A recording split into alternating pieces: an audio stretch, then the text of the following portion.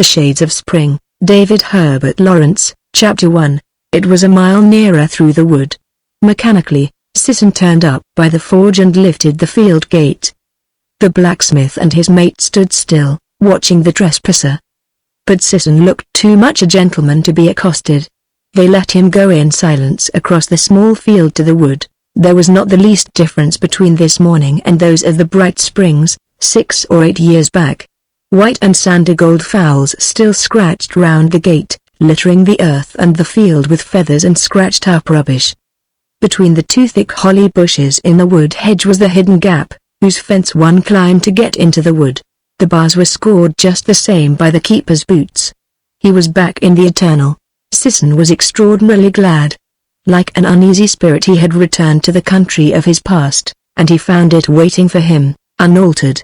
The hazel still spread glad little hands downwards, the bluebells here were still one and few, among the lush grass and in shade of the bushes. The path through the wood, on the very brow of a slope, ran winding easily for a time. All around were twiggy oaks, just issuing their gold, and floor spaces diapered with woodruff, with patches of dog mercury and tufts of hyacinth. 2 fallen trees still lay across the track. Sisson jolted down a steep, rough slope, and came again upon the open land, this time looking north, as through a great window in the wood. He stayed to gaze over the level fields of the hilltop, at the village which strewed the bare upland as if it had tumbled off the passing wagons of industry, and been forsaken. There was a stiff, modern, grey little church, and blocks and rows of red dwellings lying at random, at the back, the twinkling headerstocks of the pit, and the looming pit hill. All was naked and out of doors, not a tree. It was quite unaltered. Sisson turned, satisfied, to follow the path that sheered downhill into the wood. He was curiously elated, feeling himself back in an enduring vision. He started. A keeper was standing a few yards in front, barring the way. "Where might you be going this road, sir?" asked the man. The tone of his question had a challenging twang. Sisson looked at the fellow with an impersonal, observant gaze. It was a young man of 4 or 25, ruddy and well-favored. His dark blue eyes now stared aggressively at the intruder. His black moustache, very thick, was cropped short over a small, rather soft mouth. In every other respect the fellow was manly and good-looking. He stood just above middle height, the strong forward thrust of his chest, and the perfect ease of his erect, self-sufficient body, gave one the feeling that he was taut with animal life, like the thick jet of a fountain balanced in itself. He stood with the butt of his gun on the ground, looking uncertainly and questioningly at Sisson. The dark, restless eyes of the trespasser, examining the man and penetrating into him without heeding his office, troubled the keeper and made him flush. "Where is Naylor? Have you got his job?" Sisson asked. "You're not from the house, are you?" inquired the keeper. It could not be, since everyone was away. "No, I'm not from the house," the other replied. It seemed to amuse him. "Then might I ask where you are making for?" said the keeper, nettled. "Where I am making for?" Sisson repeated. "I am going to Willy Water Farm. This isn't the road." "I think so. Down this path, past the well, and out by the white gate, but that's not the public road." "I suppose not. I used to come so often, in Naylor's time, I had forgotten."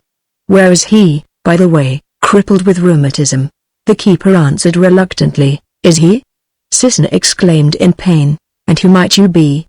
asked the keeper, with a new intonation. "John Adderley Sisson. I used to live in Cordy Lane, used to court Hilda Millership." Sisson's eyes opened with a pained smile. He nodded. There was an awkward silence. "And you, who are you?" asked Sisson. "Arthur Pilbeam Naylor's my uncle," said the other. "You live here in Nuttall?" "I'm logging at my uncle's at Naylor's." "I see.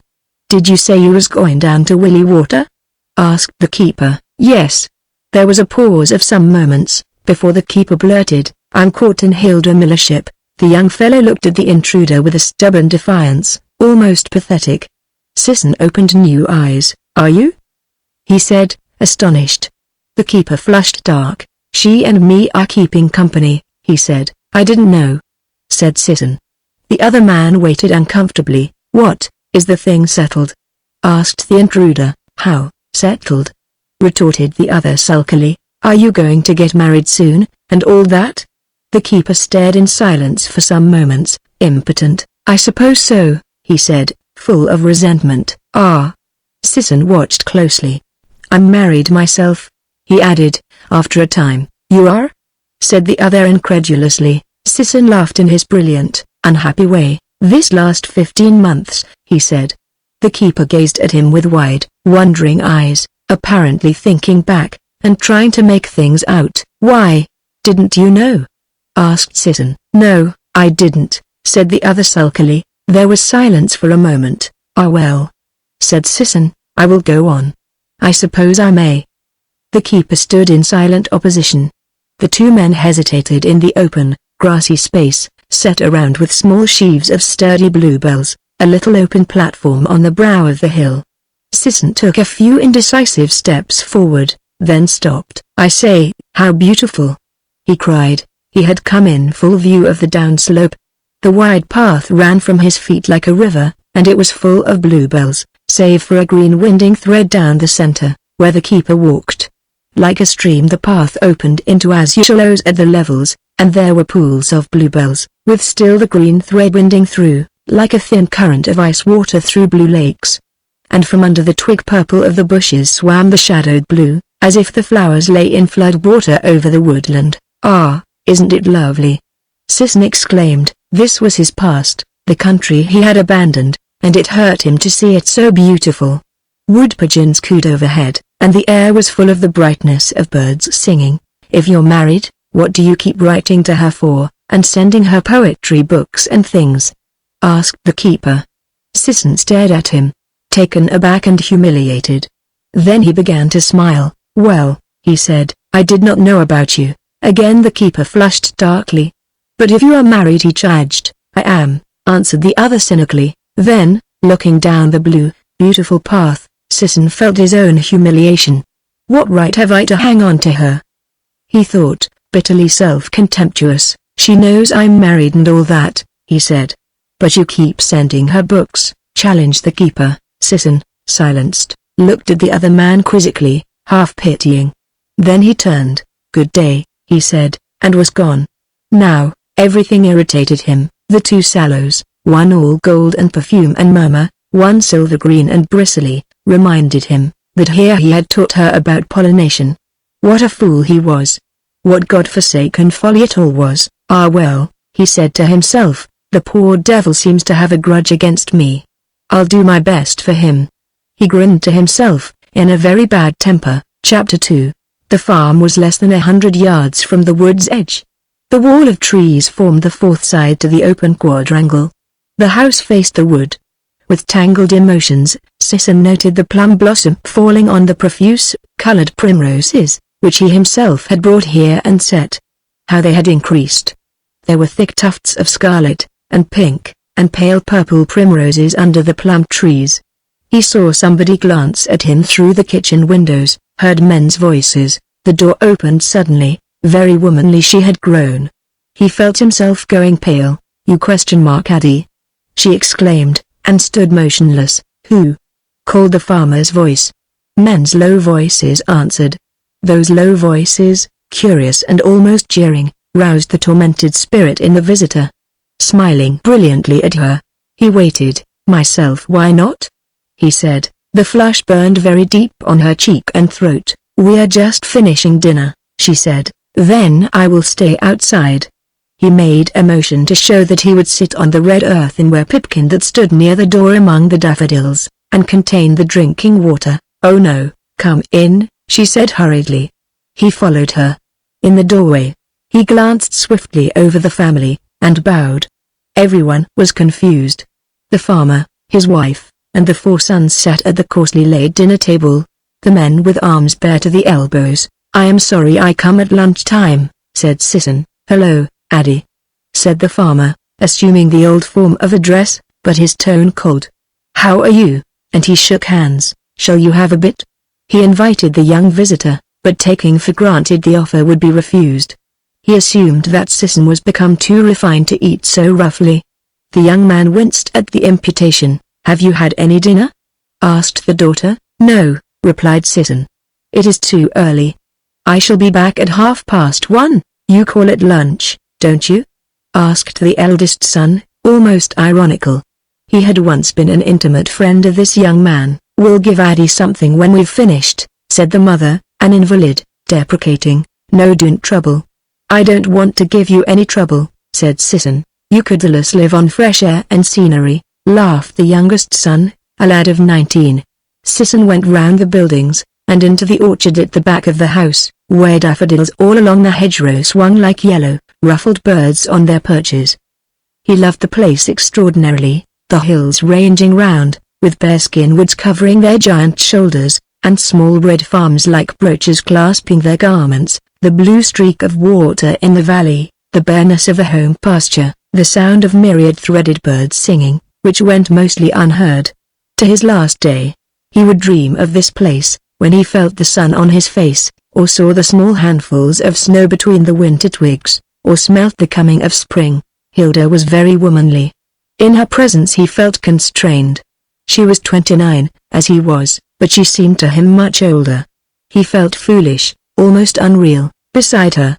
She was so static. As he was fingering some shed plum blossom on a low bough, she came to the back door to shake the tablecloth. Fowls raced from the stackyard, birds rustled from the trees. Her dark hair was gathered up in a coil like a crown on her head. She was very straight, distant in her bearing. As she folded the cloth, she looked away over the hills. Presently Sisson returned indoors. She had prepared eggs and curd cheese, stewed gooseberries and cream. "Since you will dine tonight," she said, "I have only given you a light lunch." "It is awfully nice," he said. "You keep a real idyllic atmosphere, your belt of straw and ivy buds." Still they hurt each other. He was uneasy before her. Her brief, sure speech, her distant bearing, were unfamiliar to him. He admired again her grey-black eyebrows, and her lashes. Their eyes met. He saw, in the beautiful grey and black of her glance, tears and a strange light, and at the back of all, calm acceptance of herself, and triumph over him. He felt himself shrinking. With an effort he kept up the ironic manner. She sent him into the parlor while she washed the dishes. The long low room was refurnished from the Abbey sale, with chairs upholstered in claret-colored rep, many years old, and an oval table of polished walnut, and another piano, handsome, though still antique. In spite of the strangeness, he was pleased. Opening a high cupboard let into the thickness of the wall, he found it full of his books, his old lesson books, and volumes of verse he had sent her, English and German. The daffodils in the white window bottoms shone across the room. He could almost feel their rays. The old glamour caught him again. His youthful watercolors on the wall no longer made him grin. He remembered how fervently he had tried to paint for her, 12 years before. She entered, wiping a dish, and he saw again the bright, kernel-white beauty of her arms. "You are quite splendid here," he said, and their eyes met. "Do you like it?" she asked. It was the old, low, husky tone of intimacy. He felt a quick change beginning in his blood. It was the old, delicious sublimation, the thinning, almost the vaporizing of himself, as if his spirit were to be liberated. "Aye," he nodded, smiling at her like a boy again. She bowed her head. "This was the Countess's chair," she said in low tones. "I found her scissors down here between the padding." "Did you? Where are they?" Quickly, with a lilt in her movement, she fetched her work basket, and together they examined the long-shanked old scissors. "What a ballad of dead ladies," he said, laughing, as he fitted his fingers into the round loops of the Countess's scissors. "I knew you could use them," she said, with certainty. He looked at his fingers, and at the scissors. She meant his fingers were fine enough for the small looped scissors. "That is something to be said for me," he laughed, putting the scissors aside. She turned to the window. He noticed the fine, fair down on her cheek and her upper lip, and her soft, white neck, like the throat of a nettle flower, and her forearms, bright as newly blanched kernels. He was looking at her with new eyes, and she was a different person to him. He did not know her, but he could regard her objectively now. "Shall we go out a while?" she asked. "Yes," he answered. But the predominant emotion, that troubled the excitement and perplexity of his heart, was fear, fear of that which he saw. There was about her the same manner, the same intonation in her voice, now as then, but she was not what he had known her to be. He knew quite well what she had been for him. And gradually he was realizing that she was something quite other, and always had been. She put no covering on her head, merely took off her apron, saying, "We will go by the larches." As they passed the old orchard, she called him in to show him a blue tit's nest in one of the apple trees, and a sick ox in the hedge. He rather wondered at her surety, at a certain hardness-like arrogance hidden under her humility. "Look at the apple buds," she said, and he then perceived myriads of little scarlet balls among the drooping boughs. Watching his face, her eyes went hard. She saw the scales were fallen from him, and at last he was going to see her as she was. It was the thing she had most dreaded in the past, and most needed, for her soul's sake. Now he was going to see her as she was. He would not love her, and he would know he never could have loved her. The old illusion gone, they were strangers, crude and entire. But he would give her her due, she would have her due from him. She was brilliant as he had not known her. She showed him nests, a jenny wren's in a low bush. "See this ginties?" she exclaimed. He was surprised to hear her use the local name. She reached carefully through the thorns, and put her fingers in the nest's round door. "5," she said. Tiny little things. She showed him nests of robins, and chaffinches, and linnets, and buntings, of a wagtail beside the water. "And if we go down, nearer the lake, I will show you a kingfisher's, among the young fir trees," she said. "There's a throstle's or a blackie's on nearly every bough, every ledge." The first day, when I had seen them all, I felt as if I mustn't go in the wood. It seemed a city of birds, and in the morning, hearing them all, I thought of the noisy early markets. I was afraid to go in my own wood. She was using the language they had both of them invented. Now it was all her own. He had done with it. She did not mind his silence, but was always dominant, letting him see her wood. As they came along a marshy path where forget-me-nots were opening in a rich blue drift, "We know all the birds, but there are many flowers we can't find out," she said. It was half an appeal to him, who had known the names of things. She looked dreamily across to the open fields that slept in the sun. "I have a lover as well, you know," she said, with assurance, yet dropping again almost into the intimate tone. This woke in him the spirit to fight her. "I think I met him. He is good-looking also in Arcady." Without answering, she turned into a dark path that led uphill, where the trees and undergrowth were very thick. "They did well," she said at length, "to have various altars to various gods, in old days." "Ah yes," he agreed. "To whom is the new one?" "There are no old ones," she said. "I was always looking for this." "And whose is it?" he asked. "I don't know," she said, looking full at him. "I'm very glad, for your sake," he said, "that you are satisfied." But the man doesn't matter so much," she said. There was a pause. "No," he exclaimed, astonished, yet recognizing her as her real self. "It is oneself that matters," she said. "Whether one is being one's own self and serving one's own God." There was silence, during which he pondered. The path was almost flowerless, gloomy. At the side, his heels sank into soft clay. Chapter 3. She said, very slowly, "I was married the same night as you." He looked at her. "Not legally, of course," she replied. "But actually, to the keeper?" he said, not knowing what else to say. She turned to him. "You thought I could not?" she said.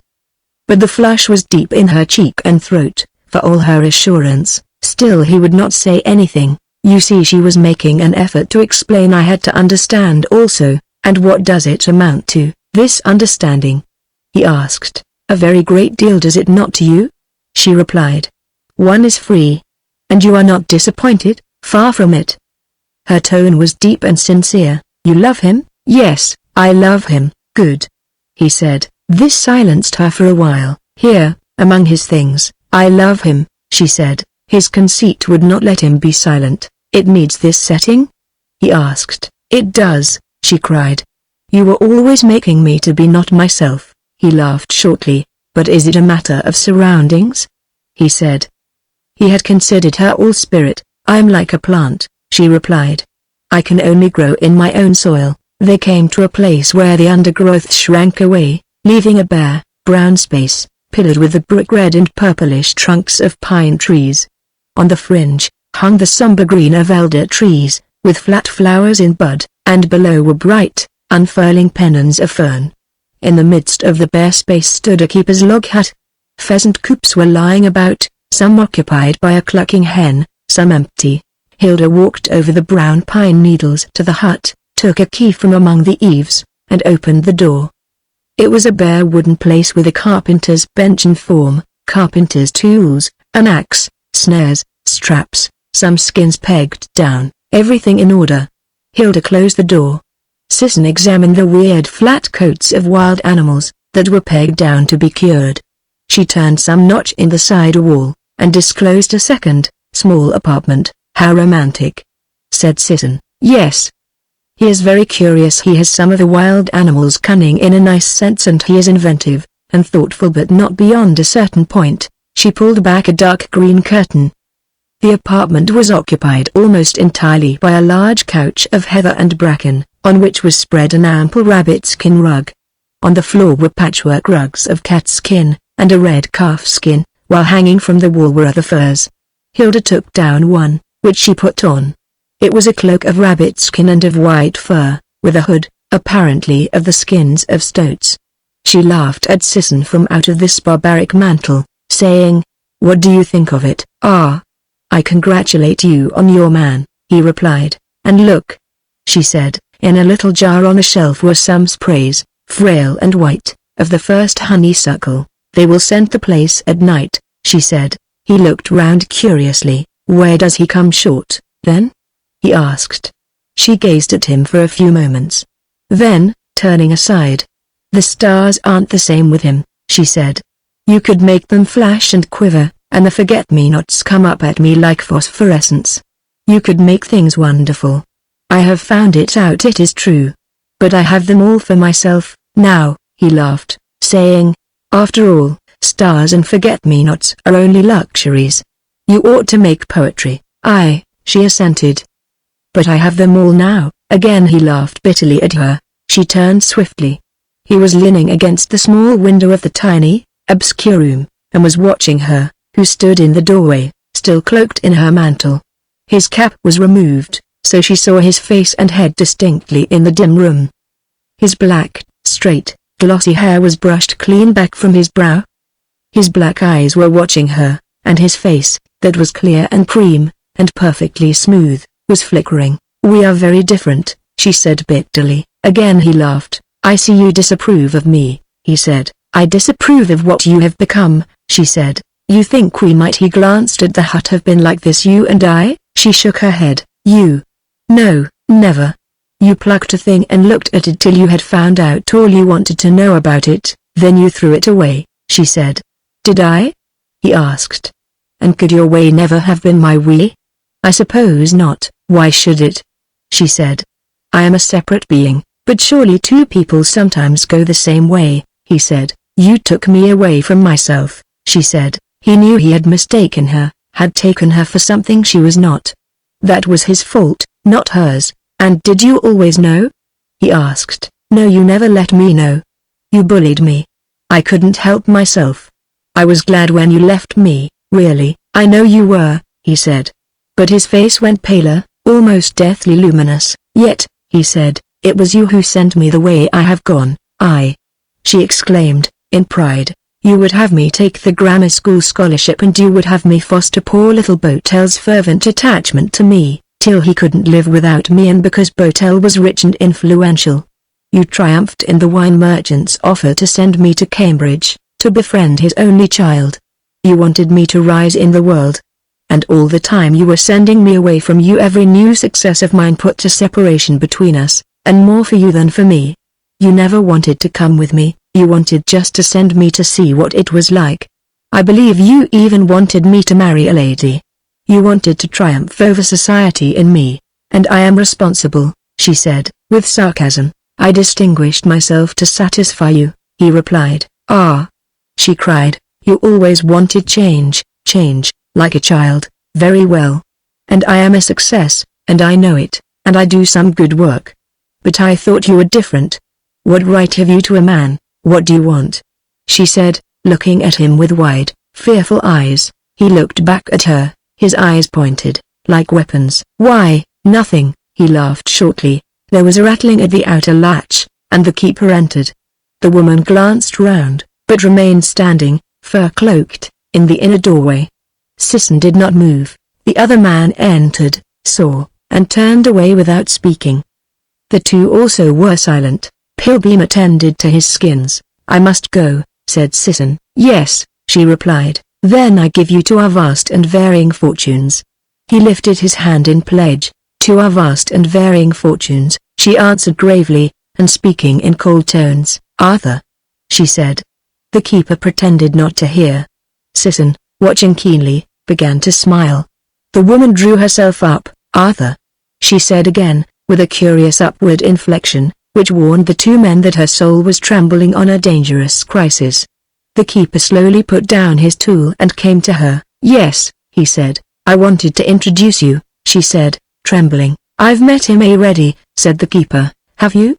"It is Eddie, Mr. Sisson, whom you know about. This is Arthur, Mr. Pilbeam," she added, turning to Sisson. The latter held out his hand to the keeper, and they shook hands in silence. "I'm glad to have met you," said Sisson. "We drop our correspondence, Hilda." "Why need we?" she asked. The two men stood at a loss. "Is there no need?" said Sisson. Still she was silent. "It is as you will," she said. They went all three together down the gloomy path. "Quillet et bleu, le ciel, et grand l'espoir," quoted Sisson, not knowing what to say. "What do you mean?" she said. "Besides, we can't walk in our wild oats. We never sowed any." Sisson looked at her. He was startled to see his young love, his nun, his Botticelli angel, so revealed. It was he who had been the fool. He and she were more separate than any two strangers could be. She only wanted to keep up a correspondence with him, and he, of course, wanted it kept up, so that he could write to her, like Dante to some Beatrice who had never existed save in the man's own brain. At the bottom of the path she left him. He went along with the keeper, towards the open, towards the gate that closed on the wood. The two men walked almost like friends. They did not broach the subject of their thoughts. Instead of going straight to the highroad gate, Sisson went along the wood's edge, where the brook spread out in a little bog, and under the alder trees, among the reeds, great yellow stools and bosses of marigolds shone. Threads of brown water trickled by, touched with gold from the flowers. Suddenly there was a blue flash in the air, as a kingfisher passed. Sisson was extraordinarily moved. He climbed the bank to the gorse bushes, whose sparks of blossom had not yet gathered into a flame. Lying on the dry brown turf, he discovered sprigs of tiny purple milkweed and pink spots of lousewort. What a wonderful world it was, marvelous, forever new. He felt as if it were underground, like the fields of monotone hell, notwithstanding. Inside his breast was a pain like a wound. He remembered the poem of William Morris, where in the chapel of Lyoness a knight lay wounded, with the truncheon of a spear deep in his breast, lying always as dead, yet did not die, while day after day the coloured sunlight dipped from the painted window across the chancel, and passed away. He knew now it never had been true, that which was between him and her, not for a moment. The truth had stood apart all the time. Sisson turned over. The air was full of the sound of larks, as if the sunshine above were condensing and falling in a shower. Amid this bright sound, voices sounded small and distinct. "But if he's married, and quite willing to drop it off, what has her against it?" said the man's voice. "I don't want to talk about it now. I want to be alone." Sisson looked through the bushes. Hilda was standing in the wood, near the gate. The man was in the field, loitering by the hedge, and playing with the bees as they settled on the white bramble flowers. There was silence for a while, in which Sisson imagined her well among the brightness of the larks. Suddenly the keeper exclaimed "Ah!" and swore. He was gripping at the sleeve of his coat, near the shoulder. Then he pulled off his jacket, threw it on the ground, and absorbedly rolled up his shirt sleeve right to the shoulder. "Ah!" he said vindictively, as he picked out the bee and flung it away. He twisted his fine, bright arm, peering awkwardly over his shoulder. "What is it?" asked Hilda. "A bee crawled up my sleeve," he answered. "Come here to me," she said. The keeper went to her, like a sulky boy. She took his arm in her hands. "Here it is, and the sting left in poor bee," She picked out the sting, put her mouth to his arm, and sucked away the drop of poison. As she looked at the red mark her mouth had made, and at his arm, she said, laughing, "That is the reddest kiss you will ever have." When Sisson next looked up, at the sound of voices, he saw in the shadow the keeper with his mouth on the throat of his beloved, whose head was thrown back, and whose hair had fallen, so that one rough rope of dark brown hair hung across his bare arm. "No," the woman answered. "I'm not upset because he's gone. You won't understand." Sisson could not distinguish what the man said. Hilda replied, clear and distinct, "You know I love you. He has gone quite out of my life. Don't trouble about him." He kissed her, murmuring. She laughed hollowly. "Yes," she said, indulgent. "We will be married, we will be married. But not just yet." He spoke to her again. Sisson heard nothing for a time. Then she said, "You must go home, now, dear, you will get no sleep." Again was heard the murmur of the keeper's voice, troubled by fear and passion. "But why should we be married at once?"